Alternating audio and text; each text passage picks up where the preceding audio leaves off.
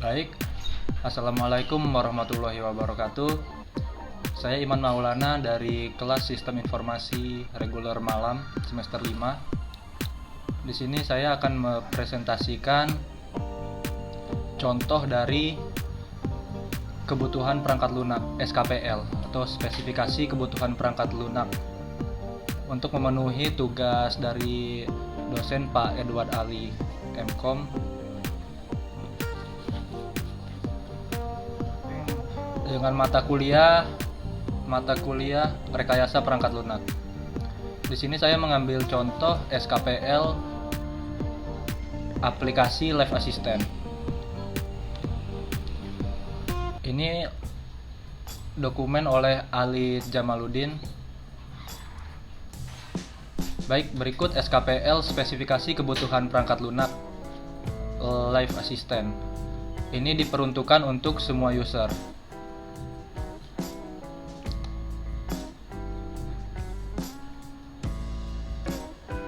Pada halaman depan ini terdapat daftar isi berupa pendahuluan nomor 1, nomor 2 ada deskripsi umum perangkat lunak, yang ketiga ada deskripsi kebutuhan yang dibagi oleh 1, 2, 3, 4, 5, 6, 7, 8, 9 poin.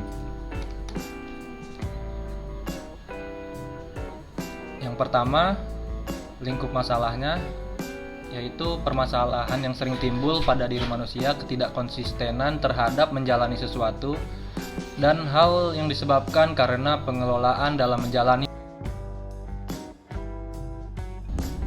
Kemudian motivasi untuk mencapai suatu tujuan yang sudah tidak terjaga lagi. Lalu dengan adanya Live Assistant ini, apa yang kita jalani dalam kehidupan, baik manajemen waktu, manajemen penghasilan, estimasi tujuan dan keinginan, bahkan hal-hal yang berhubungan dengan religi bisa diatur dengan baik, sehingga suatu motivasi untuk mendapatkan sesuatu bisa terjaga dengan baik.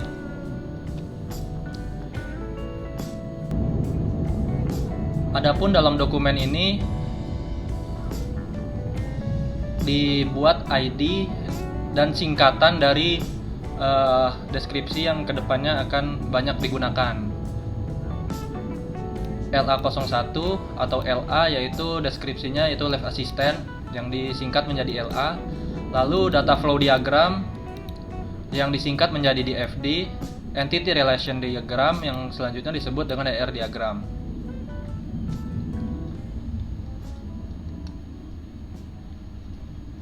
Kemudian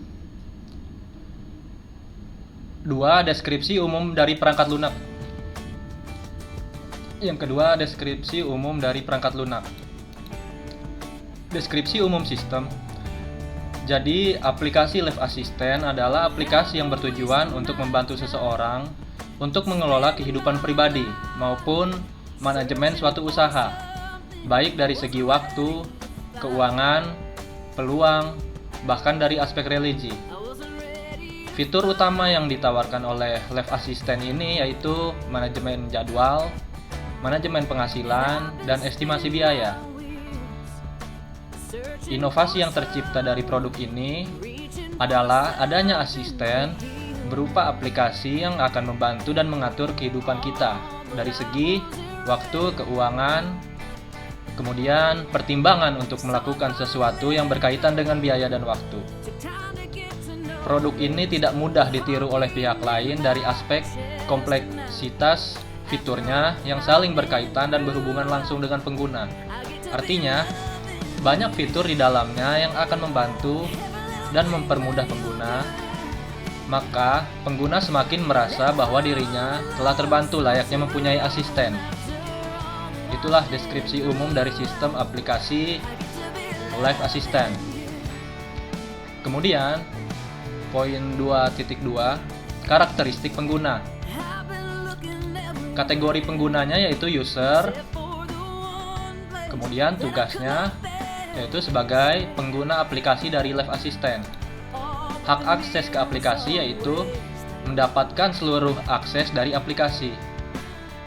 Kemudian 2.3 ada batasan.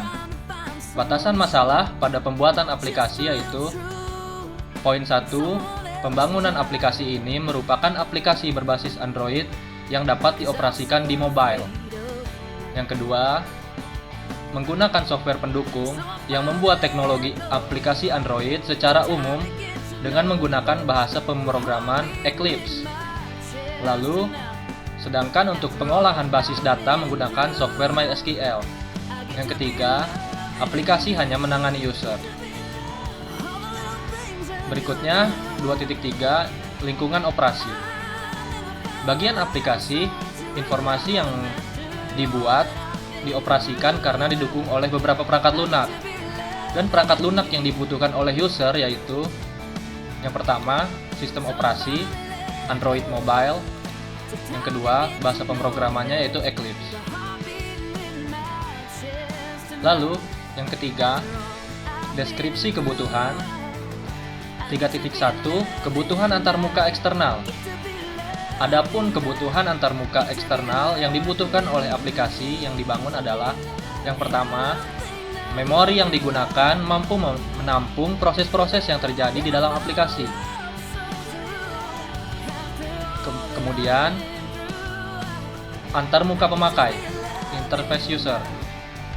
Tampilan GUI atau graphic user interface dalam bentuk mobile pada browser bertab relatif dengan scroller, resolusi horizontal 970 pixel, fixed untuk theme default, tema bawaan.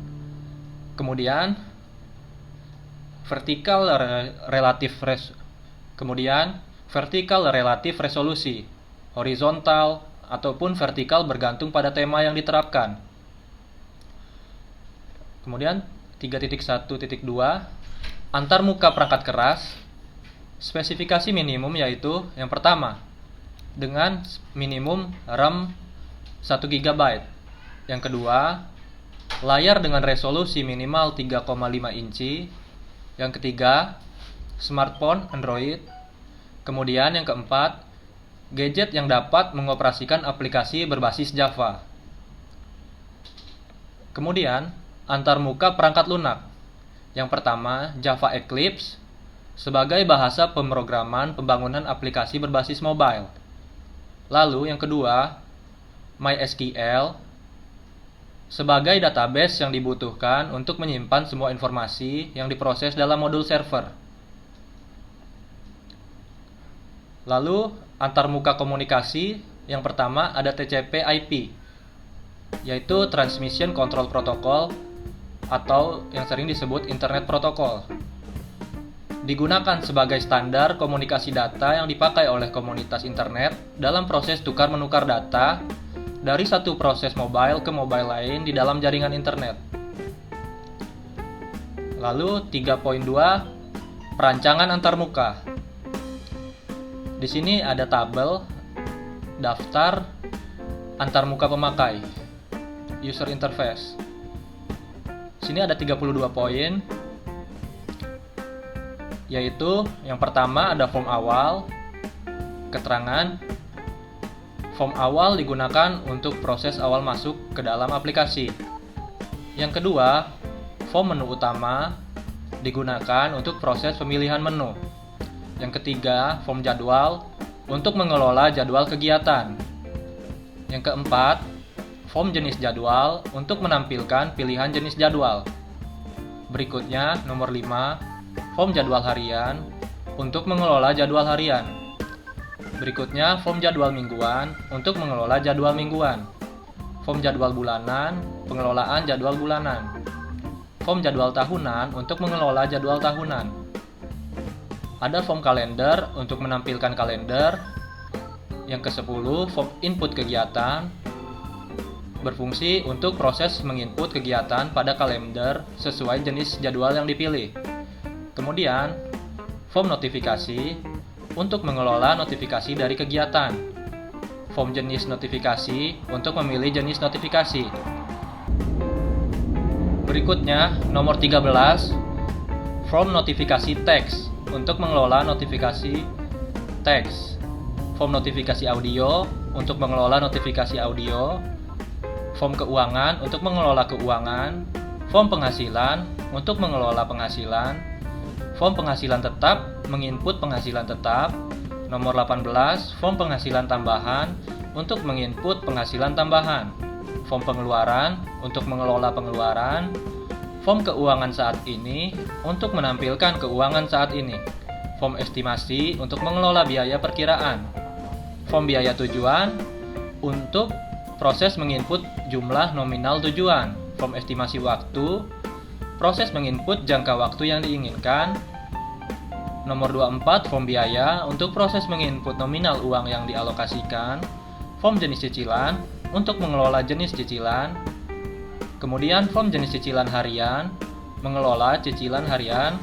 Form jenis cicilan mingguan untuk mengelola cicilan mingguan. Form jenis cicilan bulanan berfungsi untuk mengelola cicilan bulanan. Form hitung untuk mengelola perhitungan estimasi.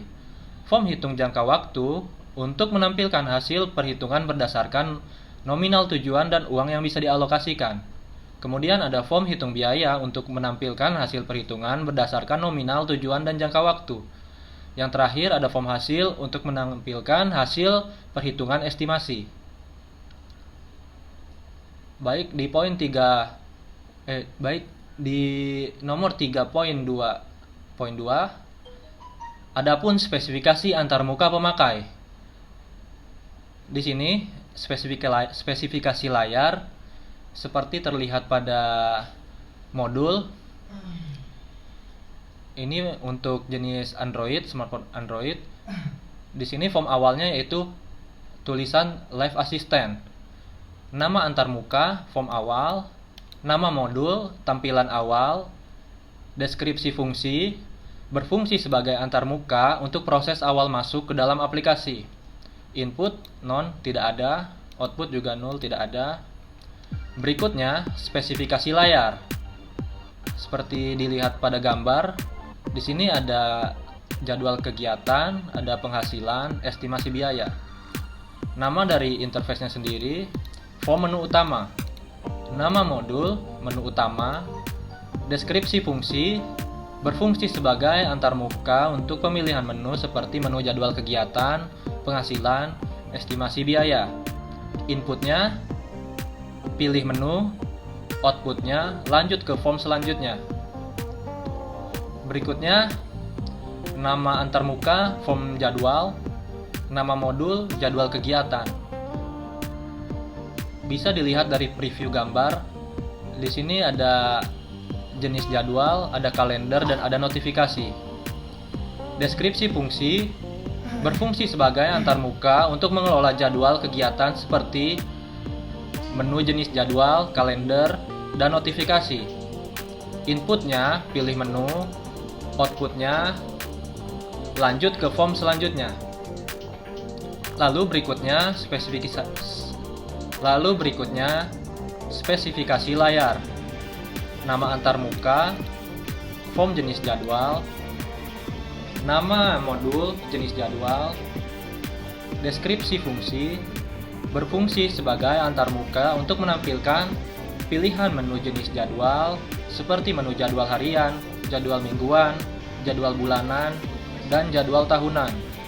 Inputnya, pilih menu seperti pada preview gambar berikut.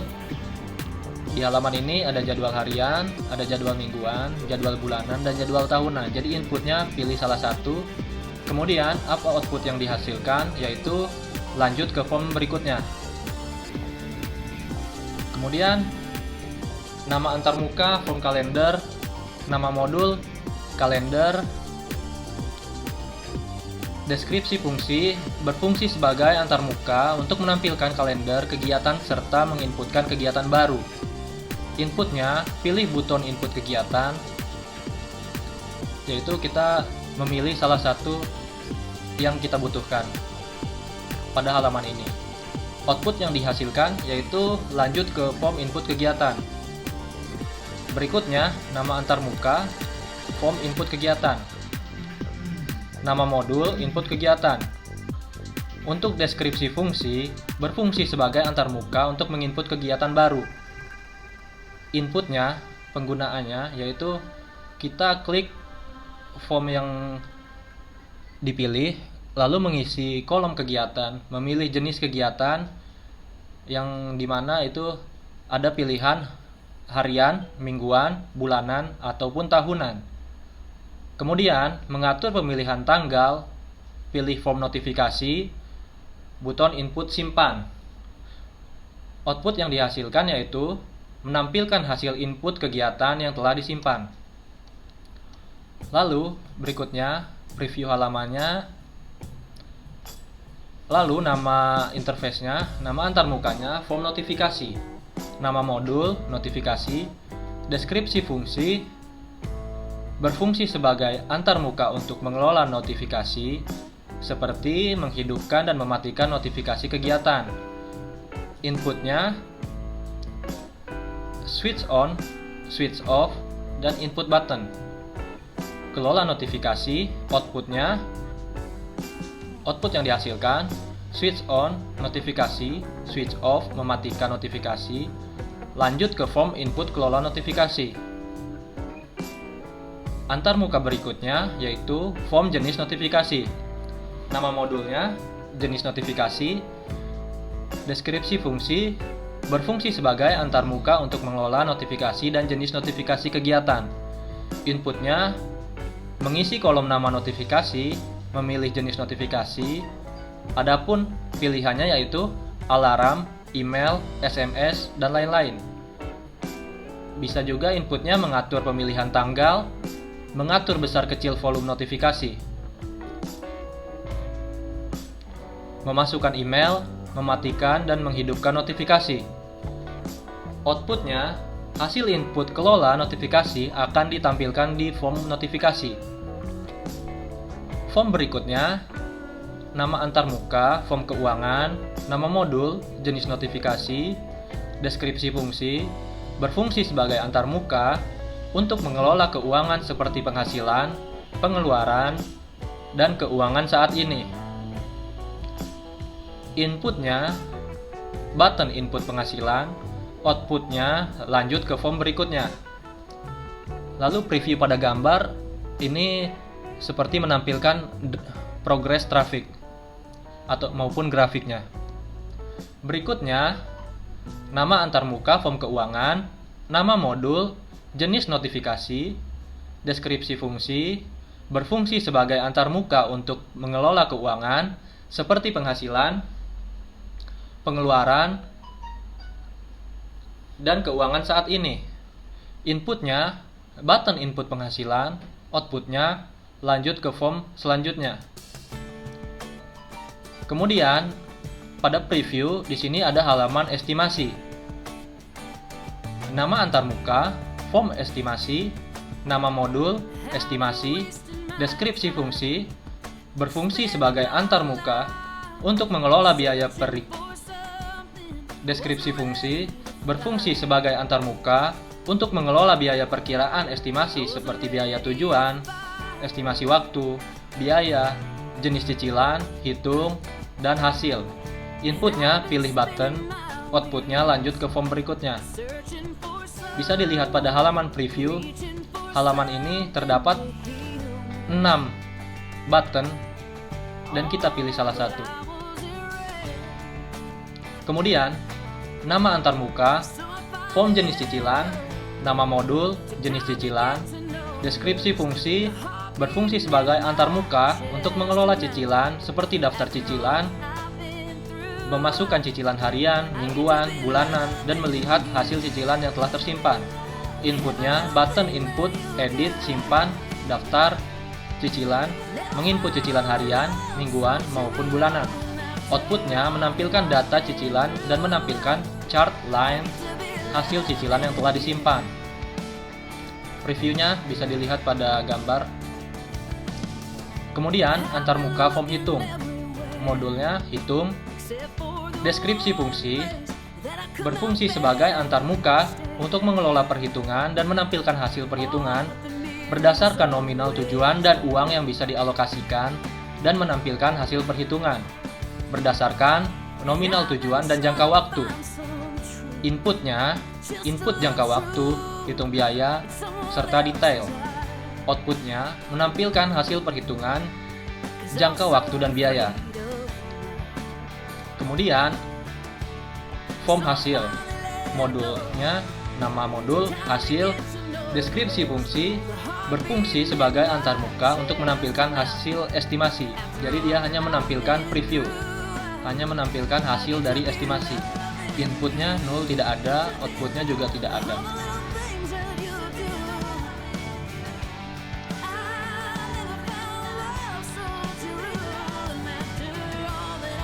Kemudian 3.4 modul use case. Di sini ada diagram use case, bisa dilihat pada gambar. Lalu deskripsinya sebagai berikut. Di sini aktor mempunyai wewenang untuk membuka, memilih menu yang terdapat di dalam aplikasi untuk kemudian menginput jadwal kegiatan, keuangan, dan estimasi biaya. Kemudian start aplikasi. Deskripsinya, sistem menampilkan daftar produk yang boleh dipilih untuk pengguna. Kemudian pilih menu. Sistem menampilkan pilihan menu yang terdiri dari jadwal kegiatan, keuangan, dan estimasi biaya. Pilih jadwal kegiatan. Sistem menampilkan pilihan menu jadwal kegiatan yang di dalamnya terdapat jenis jadwal, kalender, input kegiatan, dan pengaturan notifikasi. Kemudian, pilih keuangan. Sistem menampilkan pilihan menu keuangan yang di dalamnya terdapat penghasilan, pengeluaran, dan keuangan saat ini. Pilih estimasi biaya. Sistem menampilkan pilihan menu estimasi biaya di dalam terdapat input nominal tujuan, alokasi biaya, jenis cicilan, hitung, estimasi, dan hasil estimasi. Skenario use case. Use case memilih menu. Aksi dari aktor, memilih menu. Reaksi sistem, tidak ada. Kemudian, user memilih menu sesuai dengan kebutuhan. Reaksi sistem, aplikasi menampilkan menu yang dipilih. Yang kedua, use case memilih menu jadwal kegiatan. Bisa dilihat dari gambar. Tujuannya, proses ini digunakan untuk menampilkan submenu pada menu jadwal kegiatan. Use case ini menggambarkan proses perpindahan dari menu utama ke menu jadwal kegiatan. Skenario utama, user memilih jadwal kegiatan. Reaksi sistem, aplikasi menampilkan pilihan jenis jadwal kegiatan yang akan dikelola, yang terdiri dari jadwal harian, mingguan, bulanan, dan tahunan. Lalu, aksi dari user memilih salah satu jenis jadwal. Reaksi sistem menampilkan kalender untuk ditandai proses input kegiatan sesuai jadwal yang telah dipilih. User memilih hari, tanggal, bulan, tahun, dan waktu kalender. User menginputkan kegiatan pada kalender. Lalu reaksi sistem, aplikasi menampilkan pengaturan notifikasi untuk jadwal yang telah dibuat. Kemudian, aplikasi menampilkan pilihan jenis notifikasi berupa teks dan audio. Lalu, aksi dari user memilih jenis notifikasi. Reaksi dari sistem aplikasi menampilkan pengaturan waktu set notifikasi pada kegiatan. Aksi user menginput waktu set notifikasi. Lalu, aplikasi menampilkan pemberitahuan jadwal telah selesai dibuat. Aplikasi kembali kepada menu utama.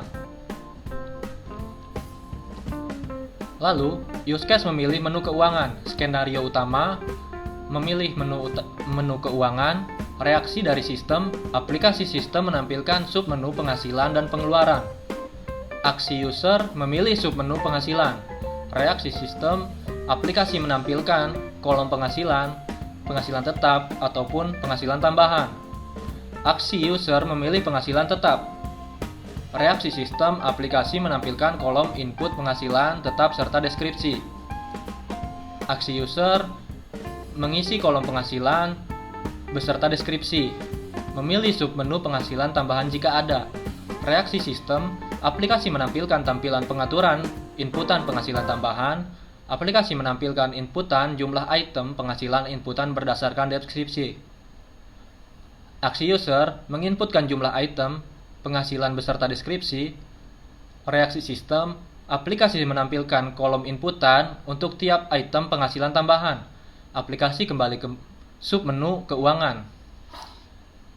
Aksi user memilih submenu keuangan saat ini. Lalu, aplikasi memproses perhitungan dari semua penghasilan dan pengeluaran.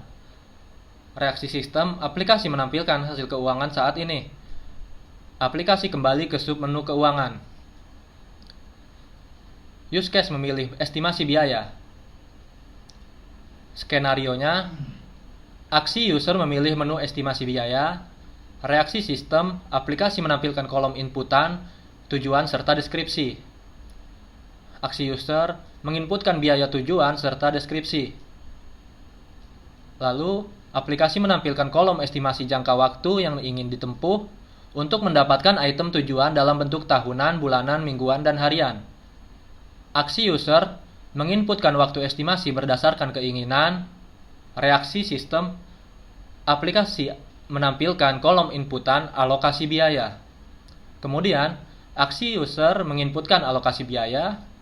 Reaksi sistem, aplikasi menampilkan pengaturan jenis cicilan.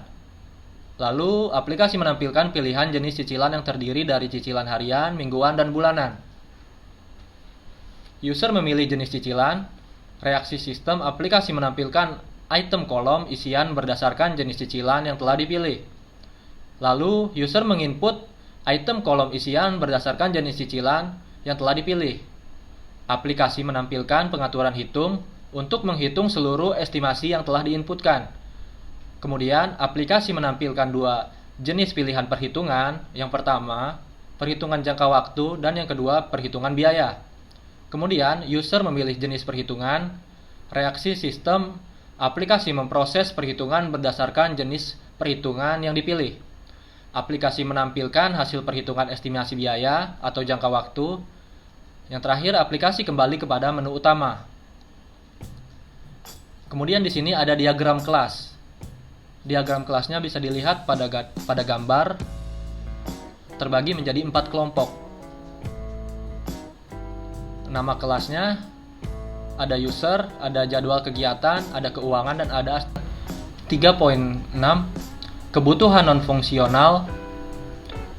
Parameternya ketersediaan atau availability 24 jam, reliability tidak ditentukan, ergonomi minimalis dan menarik, portability tidak ditentukan, memori ukuran sedang, response time tidak ditentukan, safety tidak ditentukan, security jaringan, komunikasi bahasa Indonesia. 3.7 batasan perancangan, yaitu untuk aplikasi Live Assistant sendiri harus menggunakan smartphone dengan sistem operasi Android.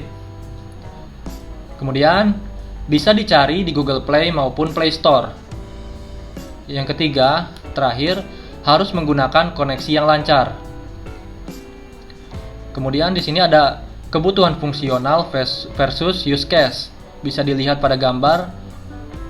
Pada tabel terbagi menjadi 2 kolom, yaitu ID kebutuhan fungsional, kemudian ID use case terkait. Bisa dilihat pada gambar. Yang terakhir, dari SKPL ini 3.8 use case versus kelas terkait. Di sini ada tabel yang terdiri dari 4 baris dan 2 kolom, terbagi menjadi 2 kolom, yaitu ID use case diagram, yaitu ID use case. Kemudian yang kedua, kolom kedua yaitu kelas terkait. Bisa dilihat pada gambar. Demikian untuk presentasi contoh SKPL dari aplikasi Live Assistant. Itu saja, saya sudahi. Assalamualaikum warahmatullahi wabarakatuh. Terima kasih.